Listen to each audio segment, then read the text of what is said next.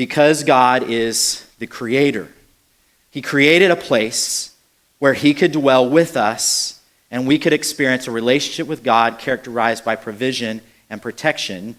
But there's more here. We've already pointed out some of these things. There's this odd repetitive phrase, Curtis pointed out, so evening and morning were the first day. So evening and morning were the second day, then the third day, and so on.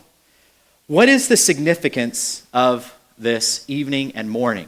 And why is that so weird? When you talk about a day, you usually talk about, we woke up in the morning, we did all of this during the day, and then we went to bed at night.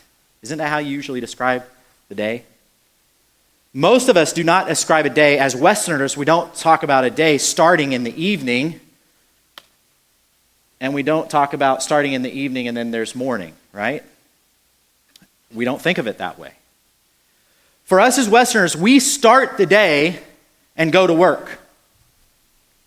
In the Hebrew mindset, they start the day and go to rest, and then after their rest, they go to work. Are you tracking with me? Now, it's interesting that this is pointed out. It's poetry in the Hebrew, and there's so much symmetry in Genesis chapter 1 in that poetry, but it's really repeating again. There was evening and there was morning the first day. There was evening and there was morning the second day. There was evening and there was morning the third day, and so on and so forth. So in the Hebrew mindset, it's like, hey, I think God is I actually believe that one of the primary themes of Genesis chapter 1 and that creation narrative is Sabbath. Sabbath rest. So here's what I'm getting at. I believe, and I don't completely know the implications of this, but I believe that Sabbath and being creative are connected, at least being creative in the way that God wants us to be. So even through this narrative, now remember who God was speaking to. God was speaking to people. He gave the Torah. Moses was speaking to people who had just come out of where? Slavery in Egypt. And their job, their value was based upon how many bricks that they could make. How many bricks can you make? Your value is tied to how many bricks that you could make. And they really didn't have rest. They needed to make bricks, as far as I can tell, all day, every day, 24/7, 6 days a week. And as long as you produced, you had value and you had a right to live. And then God begins by giving Moses this. And it begins from the beginning saying, hey, in the beginning, God created. And by the way, there was evening and there was morning the first day. There was evening and there was morning the second day. So it points to this idea that we begin with rest. And then it culminates with, on the seventh day, God rested from all of his labors. And just kind of in poetic justice, it leaves the evening and the morning off to say there is never an end to God's rest when it comes to creation. And he invites people into this rest.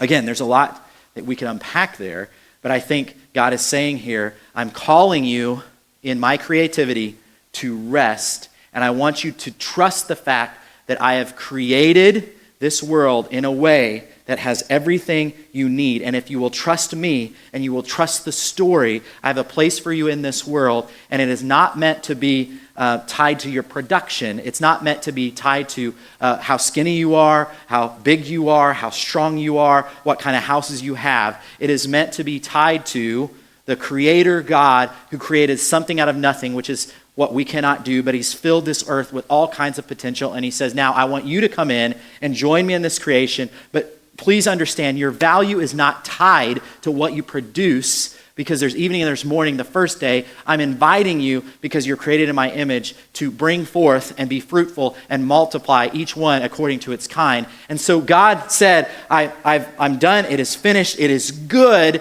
And this goodness was not a static creation that in goodness, in Western thought, we think about being perfect as like, it's like there's nothing else that you can add to this. And in one sense, that is true. There's nothing else that God could add to his creation to make it better. Like, he finished his work, and yet he created it teeming with possibilities that he invites us to join into in order to continue to reproduce each according to its kind and create beautiful things and so on and so forth.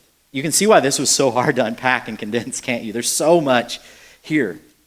So here's my point, and then we'll land the plane here. What's the significance of all this? Well, God is creator, therefore we can create.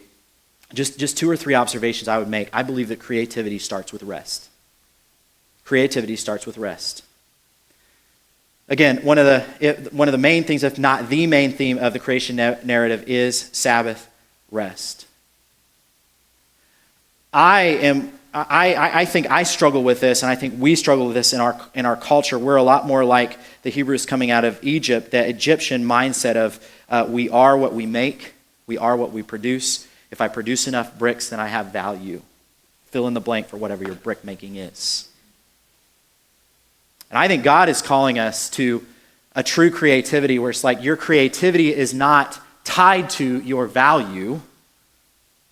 And if you really want to be creative, it needs to come out of, be birthed out of a relationship with me, a place of rest in your life, not a place of striving in your life.